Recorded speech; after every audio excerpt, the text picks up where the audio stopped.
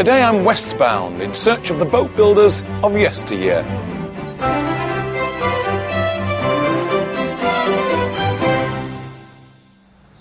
Welcome to another day of discovery on the waterways of Yorkshire and Lancashire as we leave the heavy populated and industrial towns behind and head off into the fresh and open countryside. Years ago, an apple tree is thought to have stood next to a bridge surrounded by a tiny gathering of houses. Well, it's still small, but at least the origins of this village's name make Appley Bridge worthy of a mention as we continue on through West Lancashire. And who better to share this journey today than John Fletcher, the national chairman of the Inland Waterways Association.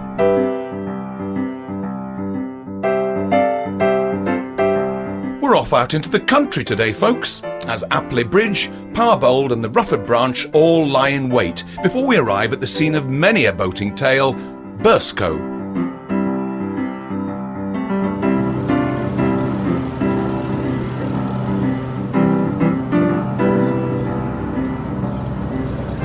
So John, you're a man who knows an awful lot about waterways. What do you know about this stretch of the canal, Appley Bridge?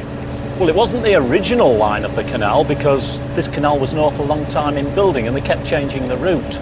And originally, of course, to get the coal out of Wigan, they used the River Douglas, which is just over there. In the early canal building days, they were looking for the easiest route, the route that would give them the most trade. And they didn't worry too much about the distance. And so this canal became ever longer as they picked up perhaps another colliery or something like that. Once the canal came, then they developed all sorts of industry around it, and because it was the highway of its day. So this is quite sort of rural at the moment. Was it always rural, or at one time would there have been industry right here? There was some industry, particularly at Appley Bridge, right where we are now, coming up to the locks at Appley Bridge. We were back out into the country again. The industry came simply because the canal was here, and it provided some transport for it. We're coming to the locks. Would you give me a hand? Yes, sure. OK.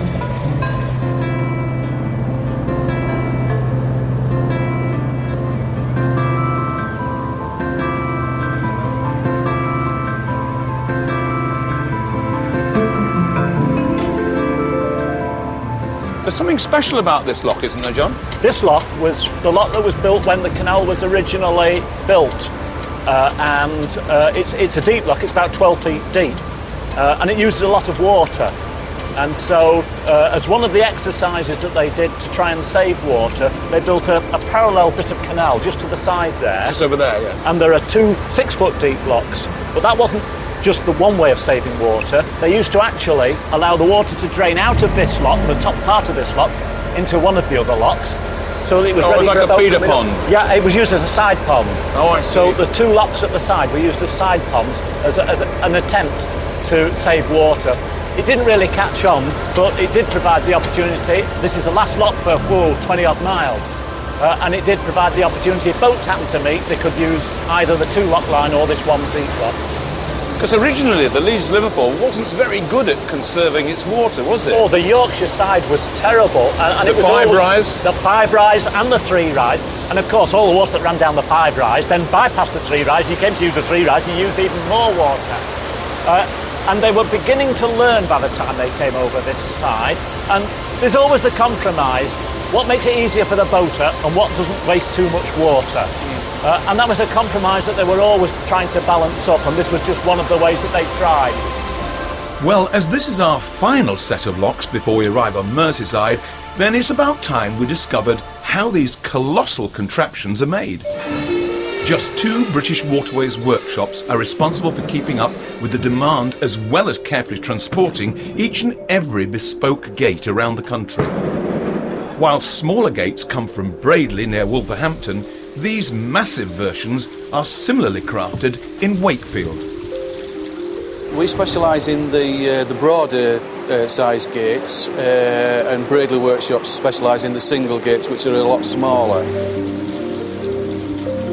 The raw materials come from the sawmills from Pontrialis down on the Wales border.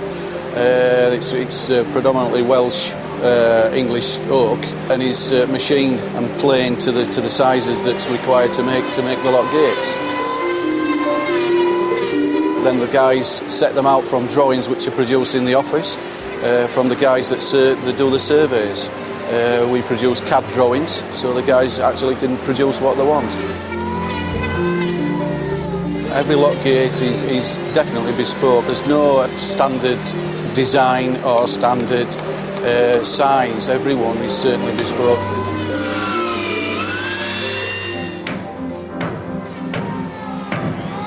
Each canal has its own characteristic. There's the Aire and Calder, there's the Calder and Ebble, there's the Wales and Border counties. All have different manufacturing techniques, different looks that we have to take on board when we do it, mainly for heritage.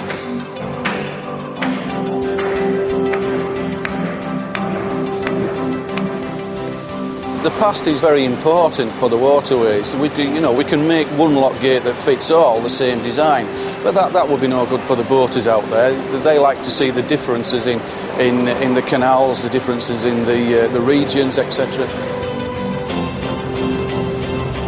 The thing that they like is the differences between each waterway when they're boating along. What you see is the timber is a green timber, which means it's got sap already in it. So it's ideal to go into water. We don't prepare them in any shape or form, it's just natural timber. The expected lifespan of the lock gates, depending on use, misuse by the boaters or pollution in the water, etc., is 20-25 years.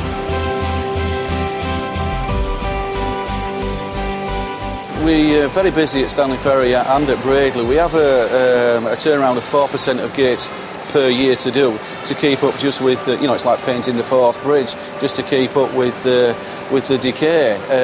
So that could be anything from 200 to 240 gates per year between the workshops.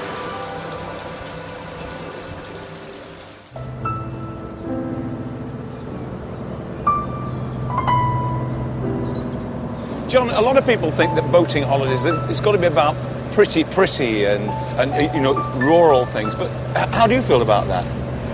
For me, the real joy is to see the remains of the industrial archaeology. I think it's fantastic the way the canals were built, and you can see that. But then you start looking at the industrial buildings and the industrial remnants, and some of them are far from pretty. But there are some superb buildings as well. I'm with you here. That are good vernacular industrial buildings.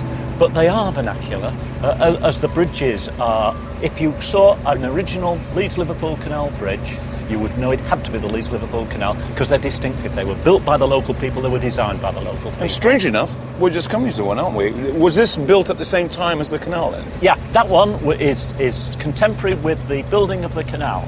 It's a nice, flat arch, and we'll have no difficulty getting through there, but the width of water is about 15 feet. And of course, this canal was used by working boats that were 14 feet wide. All right. And that would, because there's the tow path under the side, you'd have to aim your boat pretty spot on. And so originally, they used to put a little dab of white paint, not in the middle of the arch, but in the middle of the waterway. And you used to aim your sharp end of your boat for that little white dash of paint in the middle. That's a very technical term, isn't it? The sharp end of your boat.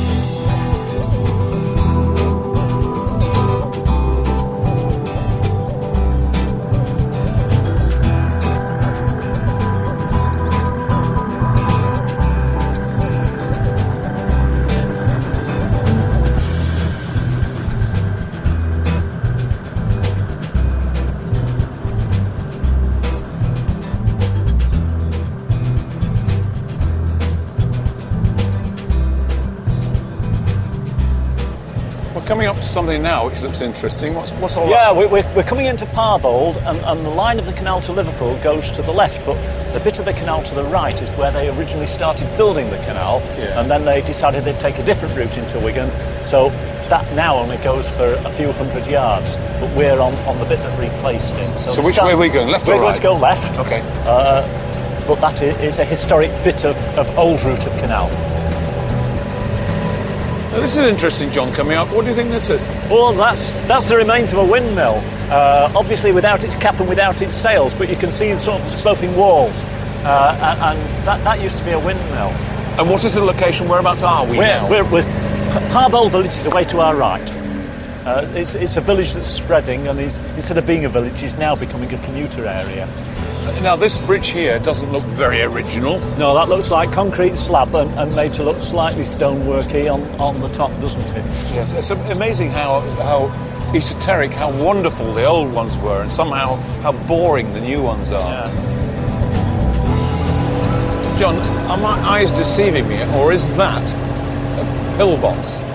That's definitely a World War II pillbox. What's it doing here on the canal? Well, the powers that be in this country were always worried that actually the Germans would use the canals to actually invade the country. They could have come in boats, and there's a long history of canals being used by the military. But in fact, the German Luftwaffe had target maps, and they always put the canals in very distinctly, because still water, very good reflection of the moon, and at night canals were a very, very good source of navigation.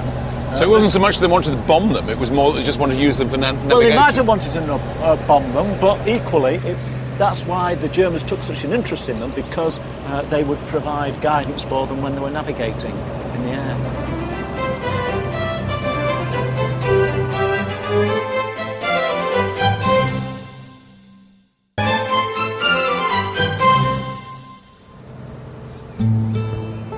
Today, I'm sharing my journey along the Leeds-Liverpool Canal with John Fletcher, who knows a thing or two about this stretch of water.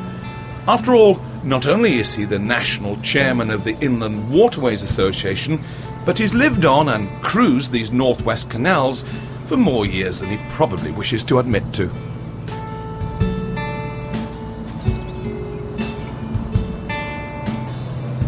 We seem to be coming up to a bridge on the side. What is that, John? That's the towpath bridge over the entrance to the Rufford Arm. The Leeds-Liverpool Canal Company bought out the Douglas Navigation so that they could put their canal along here, and the Rufford Arm actually goes beside the River Douglas and continues down to the River Ribble, and it now forms part of the Ribble Link.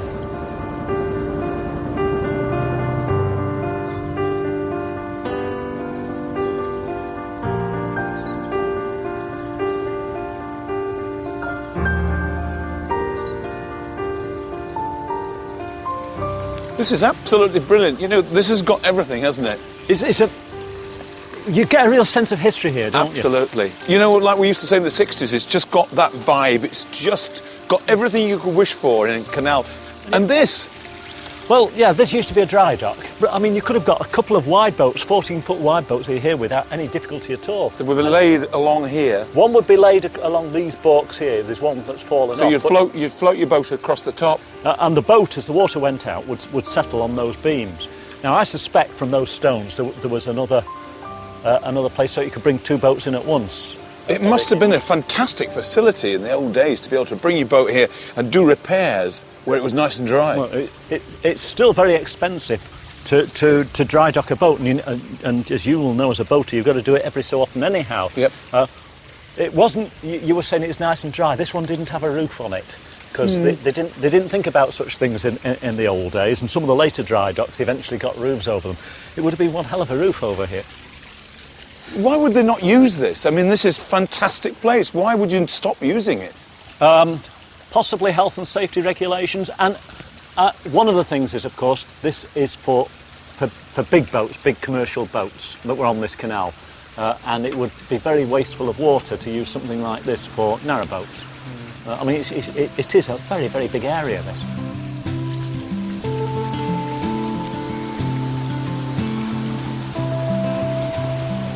It's a lovely old lock, isn't it, John? Yeah, I think it gives a real sense of history, and we tend to think of the waterways as being unchanging since they were built. There are some subtle changes, but I think this particular lock gives a sense of what it was like. That bridge over the lock is, unlike many that have been replaced in more vandal-prone areas and are now metal, that is a bridge where the beam is just one lump of timber, the bottom deck, and it's just got handrails on. That was quite some tree then. Yeah, well, you can see the size of tree from the end of from the annular rings in the end. So that's a wooden bridge of the sort of style that it would have been some considerable time ago.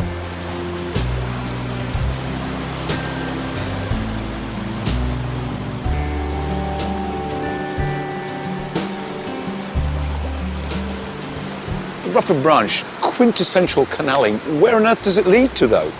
Well, it goes into the River Douglas first, with a nice tidal lock about 6 locks down, and then down into the River Ribble.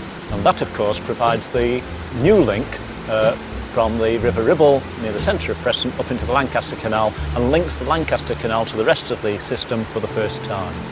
There's an idea that's nearly 200 years old, but they've only got to get around to it.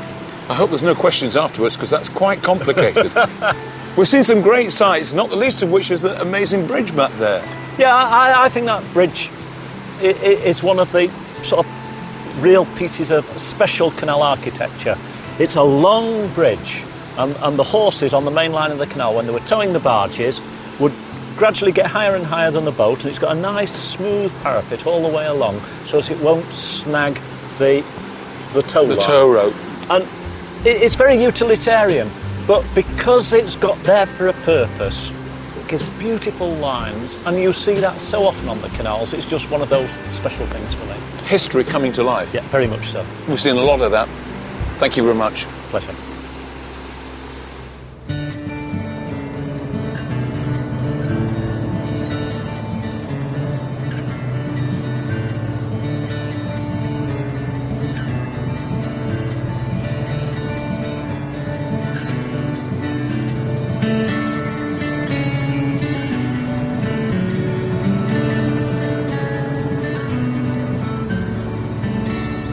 My journey across the country has taken me through plenty of canal-side towns and villages, but Burscough seems to hold a special place in the boating community. And if ever a place conjures memories of a working past, then surely this is it.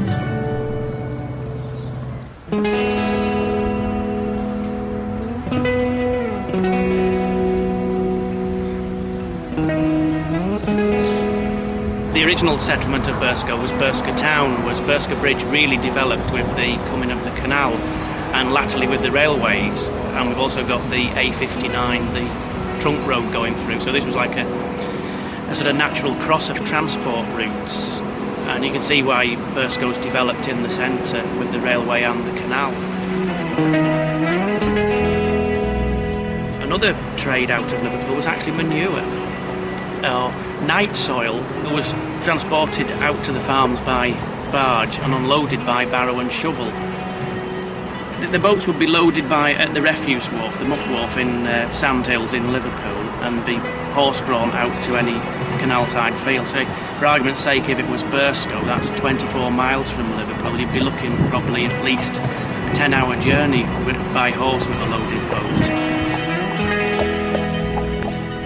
And usually they did tend to be boats that were on their last legs before they were actually going to be broken up and scrapped. A better class of boat would not be used for muck. People today would probably find it horrendous to think that actually this muck was actually spread on the fields and, handled by barrow and shovel by boatmen.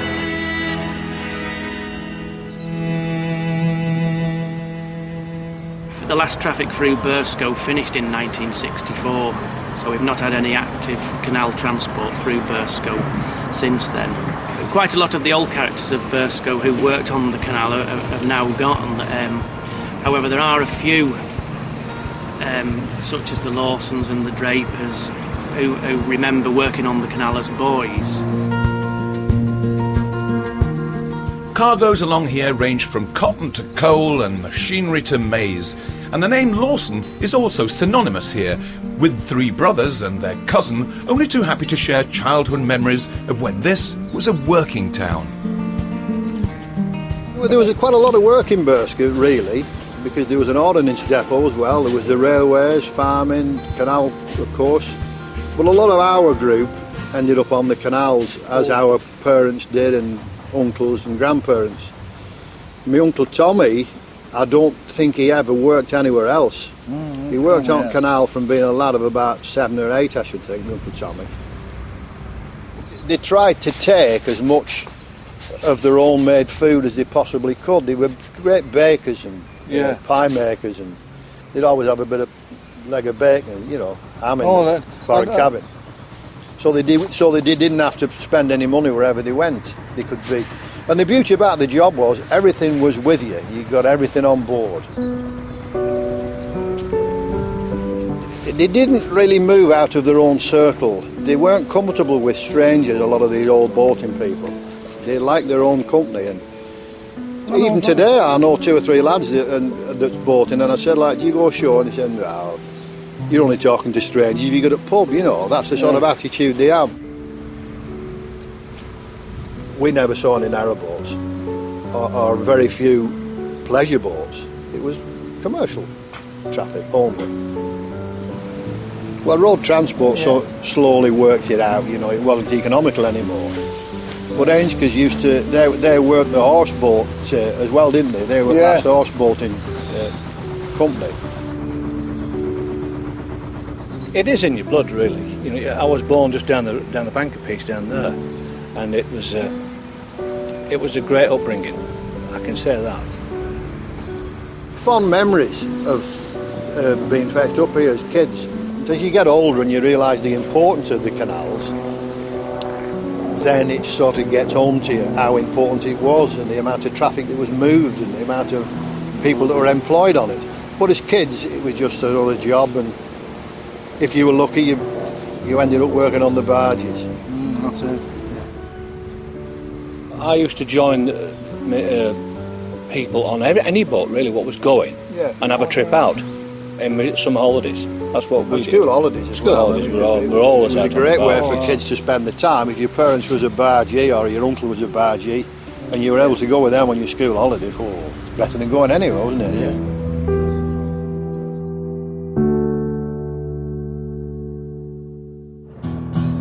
Next time, we complete our epic coast-to-coast voyage by heading around probably the most famous canal turn of them all, before making a momentous entrance into Liverpool and boarding my very own ferry across the Mersey.